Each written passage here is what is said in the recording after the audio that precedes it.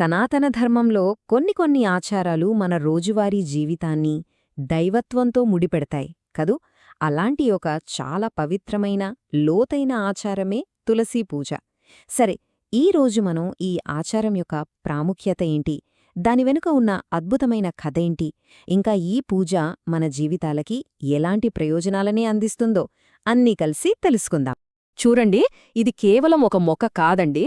ప్రతి సాంప్రదాయ ఇంటి పెరట్లో కొలువయ్యుండే ఒక జీవస్వరూపిణి, ఒక దేవత. ఆమె తులసి.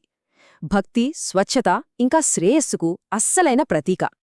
అయితే మన ఈ ప్రయాణంలో మొదటి అడుగుగా అసలు సనాతన ధర్మంలో తులసిదేవికి ఇంతటి అపారమైన ఆధ్యాత్మిక ప్రాముఖ్యత ఎందుకుందో తెలుసుకుందాం. ఆమె దైవిక మూలాన్ని ఒకసారి చూద్దాం. మన సంస్కృతిలో తులసిని కేవలం ఒక మొక్కగా, ఒక మూలికగా చూడరు. కాదు, ఆమెకు తల్లి స్థానాన్నిచ్చారు. ఎందుకంటే ఆమెను భక్తికి, పవిత్రతకు, ఆఖరికి సాక్షాత్తు లక్ష్మీదేవి స్వరూపంగానే భావిస్తారు. అందుకే ఆ పవిత్రమైన మొక్కలో దైవత్వం నిండి ఉందని మన ప్రగాఢ విశ్వాసం. సరే, ఇప్పుడు తులసి పూజకు మూలమైన ఒక అద్భుతమైన పురాణగాథలోకి వెళ్దాం. ఇది కేవలం కథ కాదండి, దైవిక ప్రేమ, త్యాగం కలగలిపిన గాథ. అదే బృంద మరియు శాలిగ్రామ కథ. ఈ కథలో ముఖ్య పాత్రలు ఇద్దరు. ఒకరు బృంద, శ్రీ మహావిష్ణువుకి గొప్ప భక్తురాలు. మరొకరు ఆమె భర్త, చాలా శక్తివంతుడైన అసురుడు, జలంధరుడు. వీరి కథే మనం ఈరోజు చేసుకునే తులసీ పూజకు మూలం. అసలు విషయమేంటంటే, జలంధరుడి అపారమైన శక్తికి కారణం అతని బలం కాదు, అతని భార్య బృంద యొక్క పాతివ్రత్యమే. అందుకే అతన్ని ఎవ్వరూ ఓడించలేకపోయారు. ఇక లోకంలో ధర్మాన్ని, సమతుల్యతను కాపాడటం కోసం స్వయంగా శ్రీ మహావిష్ణువే జలంధరుడి రూపం ధరించి ఆమె వ్రతాన్ని భంగం చెయ్యాల్సి వచ్చింది. ఇది దైవిక ప్రణాళికలో ఒక చాలా కీలకమైన, ఇంకా చెప్పాలంటే ఒక విషాదకరమైన మలుపు. ఆ తర్వాత నిజం తెలిసినప్పుడు బృంద హృదయం ముక్కలైపోయింది. ఆ తీవ్రమైన బాధలో ఆమె విష్ణువుని శపించింది. మీరు భావాలు లేని, హృదయం లేని ఒక రాయిగా మారిపోండి అని. ఆలోచించండి, ఇది కేవలం ఒక శాపం కాదు, అది భక్తి, విశ్వాసం అన్నీ ఒకసారిగా కూలిపోయినప్పుడు వచ్చిన తీవ్రమైన వేదన నుండి పుట్టిన మాట. ఆ శాపం ఫలితంగా ఏమైందంటే, శ్రీ మహావిష్ణువు పవిత్రమైన శాలిగ్రామశిలగా మారిపోయారు. అదే సమయంలో బృంద భౌతిక దేహం నుండి పవిత్రమైన తులసి మొక్క పుట్టింది. చూడండి, ఈ విధంగా వారిద్దరూ తులసి మరియు శాలిగ్రామ రూపంలో శాశ్వతంగా ఒకరితో ఒకరు ముడిపడిపోయారు. సరే, ఇంతటి గొప్ప దివ్య గాథ మన ఇళ్లల్లో ప్రతిరోజూ మనం జరుపుకునే ఒక పవిత్రమైన పూజగా ఎలా మారిందో ఇప్పుడు చూద్దాం. ఆ పవిత్ర మాతను మనం ఇంట్లో ఎలా గౌరవించుకుంటామో తెలుసుకుందాం. మరి ఇంతటి పవిత్రమైన తులసి అమ్మను ప్రతిరోజూ ఎలా గౌరవించాలి, ఎలా పూజించాలి? ఈ పూజ వెనుక ఉన్నది చాలా సులభమైన పద్ధతే, కాని చాలా శక్తివంతమైనది. ఆ పద్ధతి ఏంటో ఇప్పుడు తెలుసుకుందాం. చూడండి, ఈ రోజువారీ పూజ చాలా సులభం, కాని ఎంతో శక్తివంతమైనది. మొదటగా ఉదయాన్నే స్నానం చేసి శుభ్రమైన శరీరం, స్వచ్ఛమైన మనస్సుతో పూజకు సిద్ధమవ్వాలి. ఇది బయటి శుభ్రతకే కాదు, లోపలి శుద్ధికి కూడా ప్రతీక.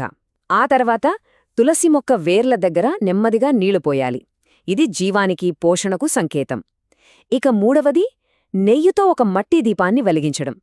ఈ దీపం మనలోని అజ్ఞానమనే చీకటిని పారద్రోలి దైవీక కాంతిని ఆహ్వానిస్తుంది. చివరిగా కొన్ని పువ్వులు, ధూపం వేసి మనస్ఫూర్తిగా ప్రార్థనలు సమర్పించుకోవాలి. అంతే. అలా ప్రార్థనలు చేసేటప్పుడు ఈ పూజను శ్రీమహావిష్ణువుతో అనుసంధానించడానికే ఒక సులువైన, శక్తివంతమైన మంత్రముంది. ఓం నమో భగవతే వాసుదేవాయ అని జపిస్తే చాలు. దీనివల్ల ఆ పూజకు మరింత ఫలం చేకూరుతుంది. అయితే ఈ పూజ కేవలం మన ఆత్మకేనా మేలు చేసేది? అస్సలు కాదు. ఇది మన శరీరానికి, మనసుకి కూడా ఎన్నో అద్భుతమైన ప్రయోజనాల్ని అందిస్తుంది. ఇప్పుడు మనం తులసి మనకు అందించే ఆరోగ్యం, శ్రేయస్సు అనే వరాల గురించి తెలుసుకుందాం. తులసి నిజంగా ఒక సంపూర్ణమైన ఆశీర్వాదమని చెప్పాలి. ఎందుకంటే చూడండి, ఒకవైపు ఆధ్యాత్మికంగా మనకు పవిత్రతనిస్తుంది, నెగటివ్ ఎనర్జీని దూరం చేస్తుంది. మరోవైపు శాస్త్రీయంగా చూస్తే ఇది ఒత్తిడిని తగ్గించే ఒక అద్భుతమైన అడాప్టోజన్, ఒక మంచి యాంటీబయోటిక్ కూడా. మనలో రోగనిరోధక శక్తిని కూడా పెంచుతుంది. చూసారా ఎంత గొప్ప వరమో? ఇక ఆయుర్వేదంలో అయితే తులసిని ఏకంగా మూలికల రాణి అని పిలుస్తారు. ఎందుకంటే ఇది శరీరం ఒత్తిడిని తట్టుకోవడానికి భలేగా సహాయపడుతుంది. జలుబు లాంటి సాధారణ జబ్బులను నయం చేసే సహజ యాంటీబయోటిక్గా పనిచేస్తుంది. మన శరీరంలో బ్యాలెన్స్ను కాపాడుతుంది. అంతేకాదండోయ్, ఆయుష్ను పెంచుతుందని కూడా నమ్ముతారు. చివరిగా తులసి మొక్క ఇంట్లో ఉంటే కీటకాలు, పాములు కూడా దూరంగా ఉంటాయని అంటారు. సరే, ఇంతటి పురాతనమైన సంప్రదాయం ఈరోజు మన ఆధునిక, వేగవంతమైన జీవితానికి ఎలా ఉపయోగపడుతుంది?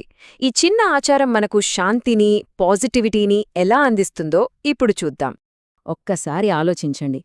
ప్రతిరోజూ ఒక ప్రాణమున్న మొక్క పట్ల శ్రద్ధ తీసుకోవడమనే ఈ చిన్న పని మన జీవితంలోకి ఎంత శాంతిని, క్రమశిక్షణను తీసుకువస్తుందో.